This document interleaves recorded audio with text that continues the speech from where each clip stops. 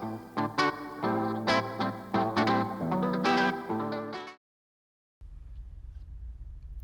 everyone, and welcome back to another episode of Hot Off the Feed. We're your hosts, Lauren and Raegan.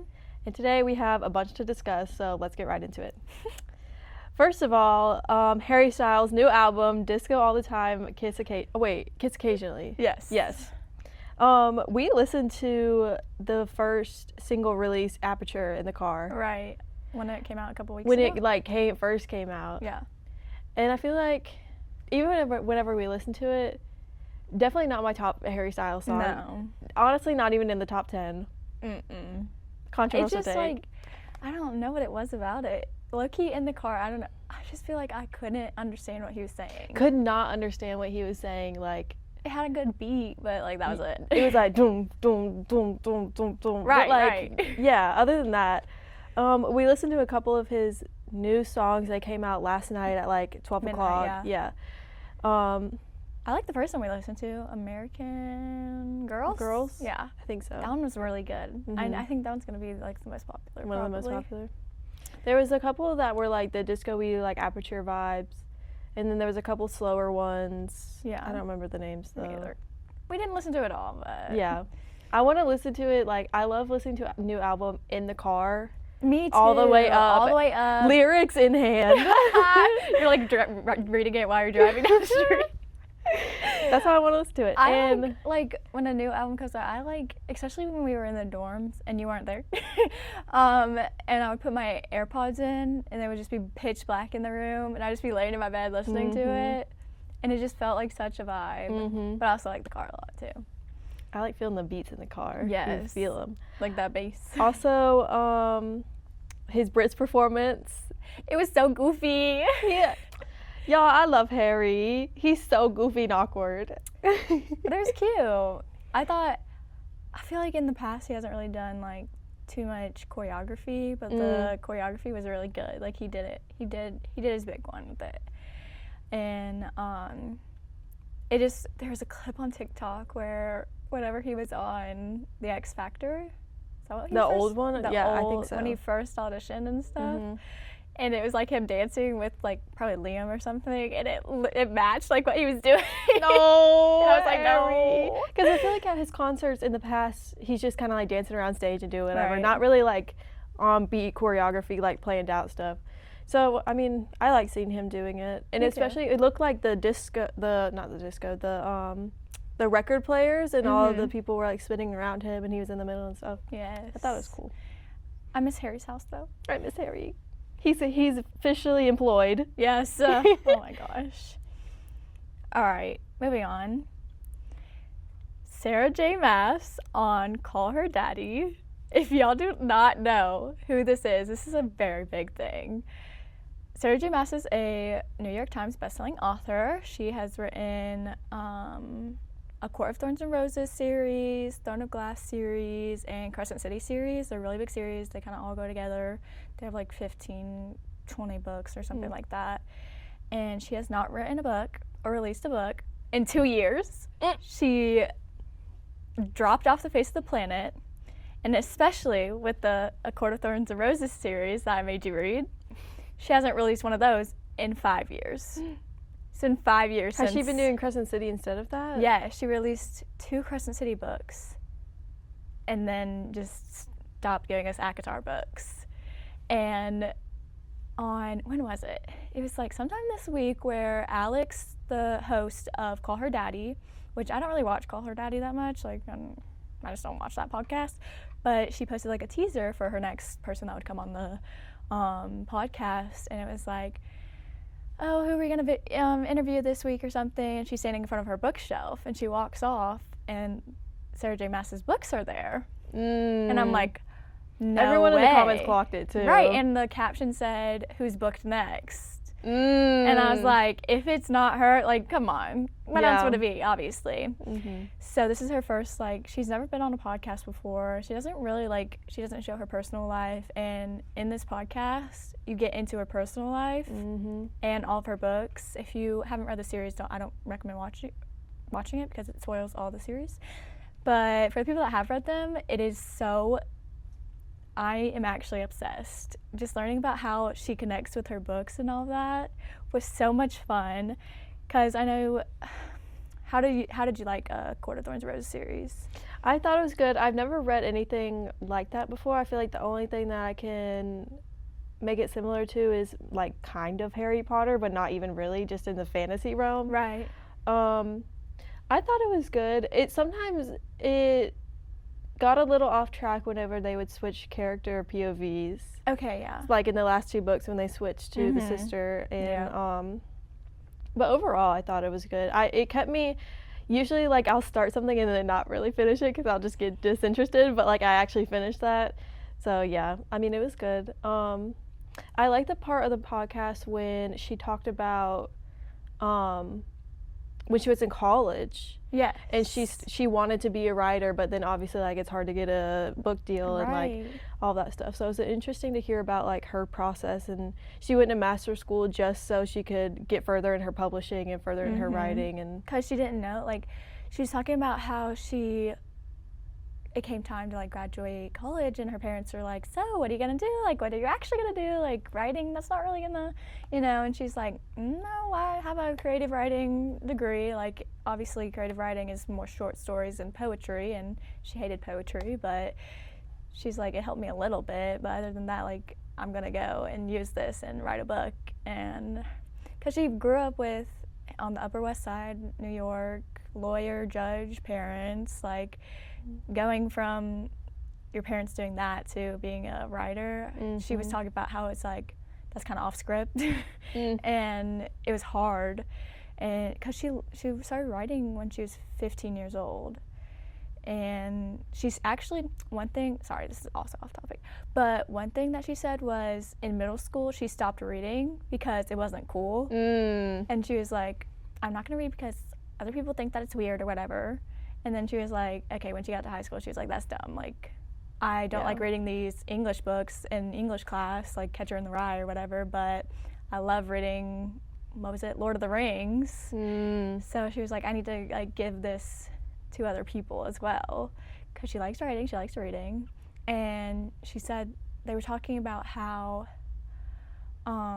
most of the, like, back in the day, like, when she started writing, it was mostly sci-fi, like the Hunger Games, the Maze Runner, that type of era. So fantasy wasn't really a big thing, and especially women authors. Most of it was men, and it's like she's the first person to, like, really get into a whole big universe that became so popular. What do they call it? What do they call her universe? Like the Massverse. The Massverse, something like that. But it's because it reminds me so much of not Harry Potter, of Marvel, because it is all connected. In her mind, I don't understand how she, like, because she said she doesn't write it down. She doesn't write anything out. That's she doesn't crazy. plan it. It's in her mind. How does she keep track of it all? Because it's all connected. Like, one little thing, and Alex tried to ask her so many questions that she would not answer because she said it's going to come out later, like in a later book or whatever. And I'm like, I just need to know what goes on in this woman's mind because it is actually insane.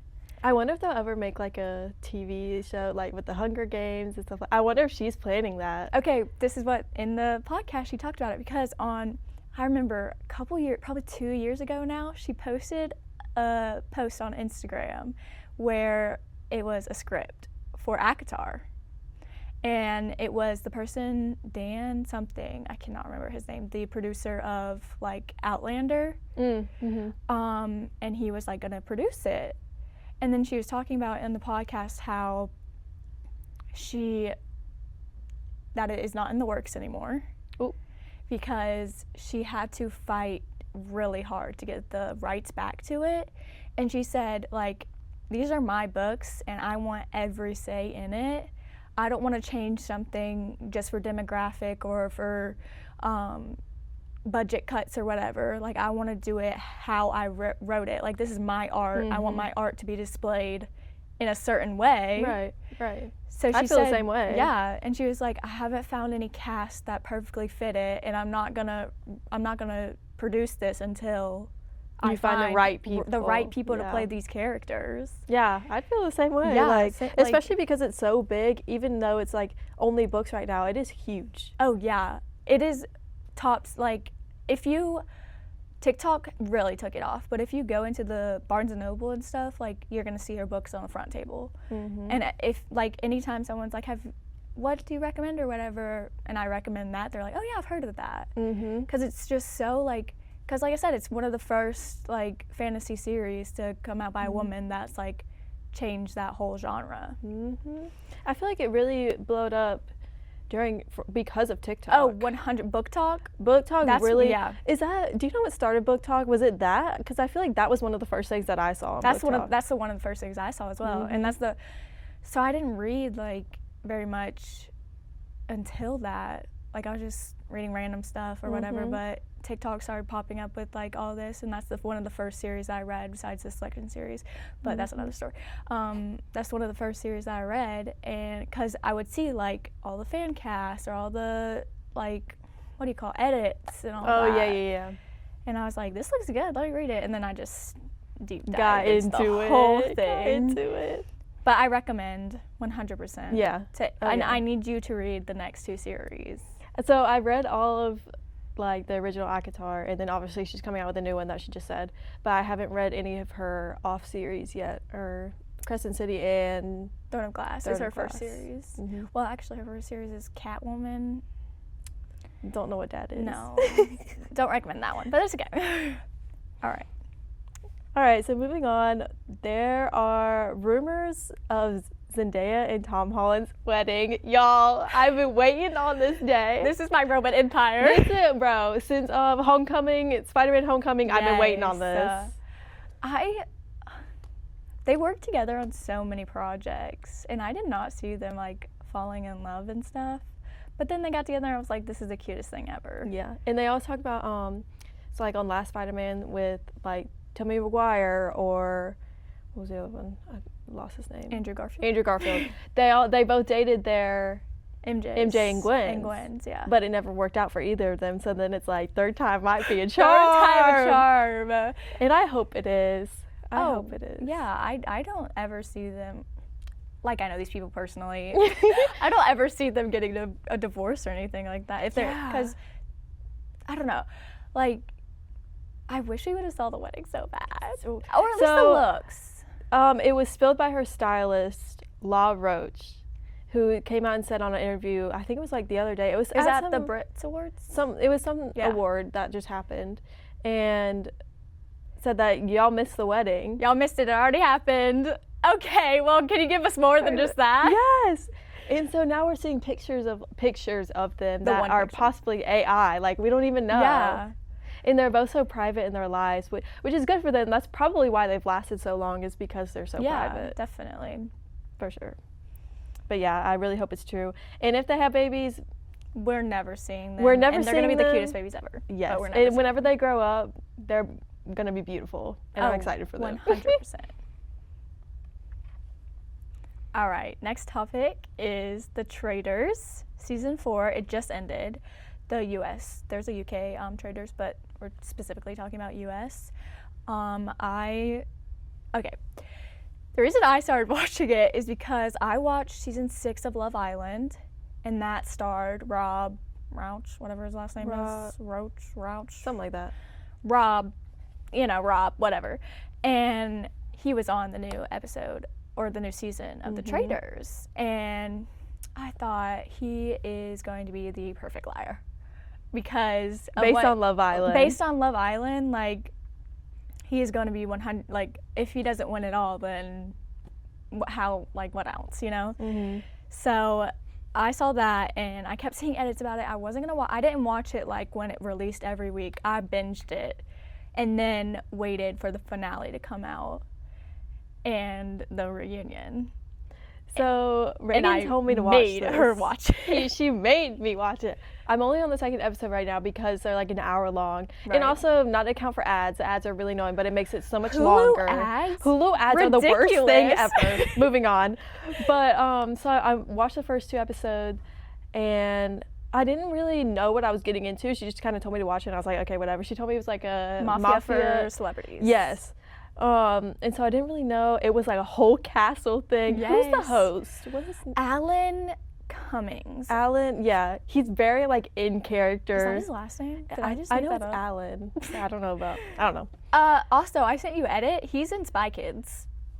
I did not know that. Anyways. Anyways, so there's like 23 people that start off. Yes. And they changed it this season apparently, that they gave one secret traitor. Right. And I think that was a strategic thing though, because Specifically for the person. okay, spoilers. We're gonna spoil it. If you haven't watched it already, go watch it. It's already on the first 2 episodes. Yeah. But she obviously What is gets her name? Donna. Mama Clace. Donna Kelsey. Donna Kelsey. Yeah, isn't Yeah. that? Yeah. She is she's Travis Kelsey, and what is his name? Oh gosh. I can't remember his name. Jonathan? Mother. Something like that. The Eagles player. Oh, this is terrible. I should know. The Kelsey brothers' mom. Yes. Everyone knows her. She's Apparently. I didn't. Well, she's America's mother apparently. Apparently. And she was the secret traitor. You know that in the first episode, so that's not even a spoiler. Yeah. But she was the secret traitor, and I think that was a strategic move on their part because she wasn't playing any of the games. Mm-hmm. Which they're very like physical games. Yeah, they're very physical games, and she's an older woman, so why would you make her play? And they clocked her. Right? They were like, all sorry, clocked we her. love you so much, but you're it, girl. Yeah, girl, you know. But in the first episode too, they tell you the 3 regular traitors. Right. That like they try to work together and yada yada yada. So it's Rob. One of them's Rob. Candace. And Lisa Rinna. Lisa Rinna, yeah. Yeah. And weren't they both housewives? Yes, they're both housewives, and then Rob is just from Love Island. Mm-hmm. And I had to be explained what a gamer was. They had been on previous game shows. Like Survivor, Big Brother, Yeah. all of that. And they're really big in the Traitors universe. And then Housewives are also really big. And then you have like the outlier people, like Olympic figure skaters, actors, Love Island people, bachelors, bachelorettes. And they come together and they do all these challenges to win money for the prize pot. And whoever is the last person or people standing, they win that money that they've been working together to earn. And it is literally like, I don't think I would ever last in this game. Because I cannot lie like that. Even if I was a faithful, I would still be like, what? Hold up. One thing I do find annoying about shows like this, and even on Love Island they do this, and specifically like the first or second episodes, is they're like, who do you think it is? Girl, I don't even know your name. Like, how am I supposed to know who it is? And that's all they talk about, because like, I mean, that's all they have in common really, other than like if you are a housewife and you know other housewives. Right. But like, it gets kind of annoying and repetitive in the beginning. Right. And then finally some drama hit about somebody said, I think it was Portia said, it was either Portia or Candace, said something about, we need to go after housewives during one of the games. Yes. And they were in the kitchen and somebody confronted her. Yeah. And she was like, oh, I didn't say that. You must have heard me wrong. That was the first piece of drama. And I was like, okay, finally, like we can move on. Yeah, we can move on from just normal. Yeah, even on Love Island, like Love Island, which I understand more in that because it's more like physical attraction at first. So then you're like, who do you think is cute, or who do you want to pair up with, or whatever.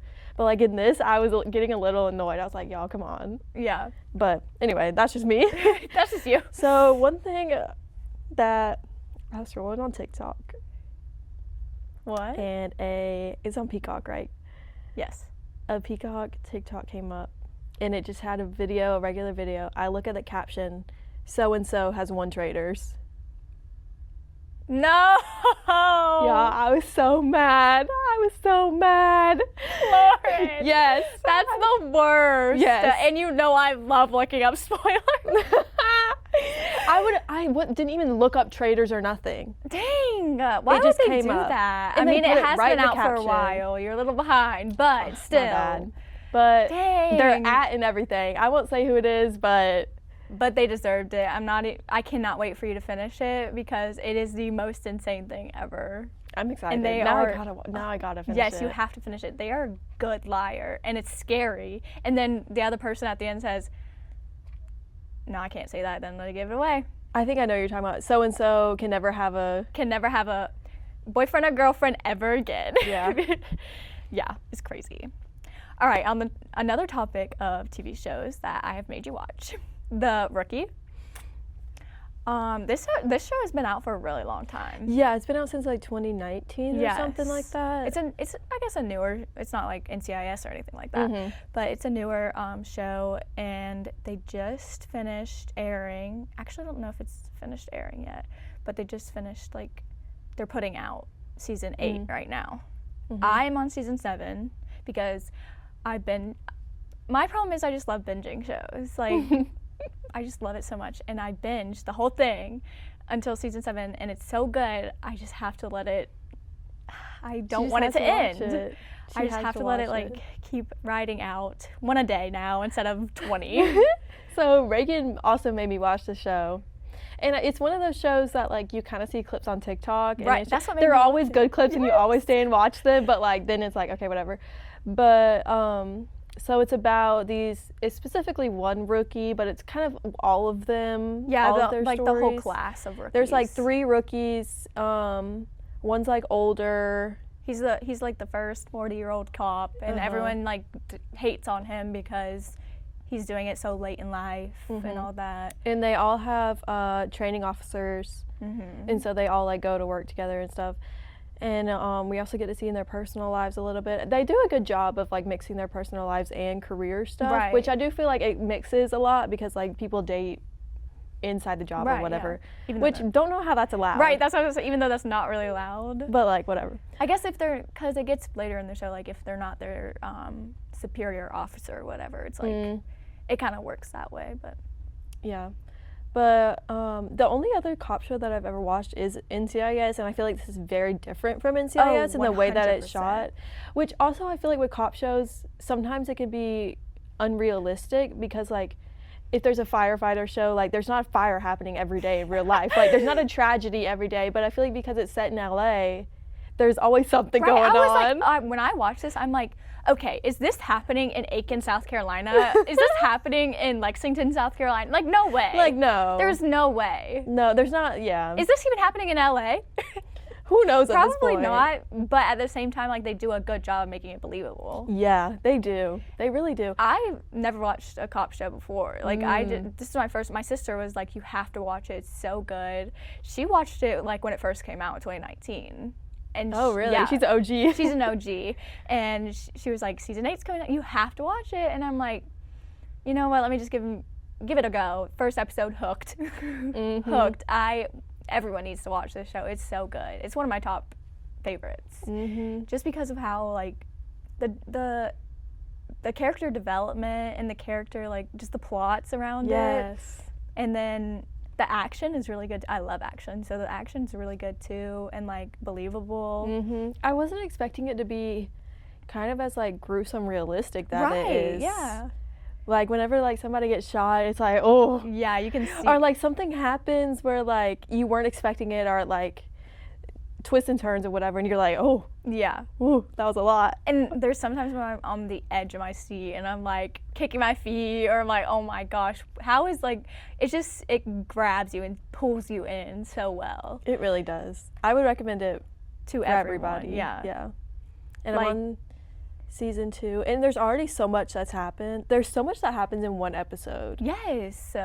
And I feel being on season 7 now, just the difference of seeing season, when I come in and watch, can see you watching season 2, I'm oh my gosh, I totally forgot that even happened. Because there's so much that's been going on since then. It's a mixture of stuff that happens on the job and action scenes and stuff, and then drama. Yeah, and personal relationships. So there's something always going on. There's something always going down, and I'm eating it up.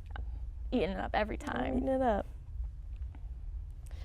All right, y'all. Well, thank you for joining us on this episode of Hot Off the Feed. Make sure to check out Pacer Studios on YouTube, TikTok, and Instagram, and we will see you next time. Bye.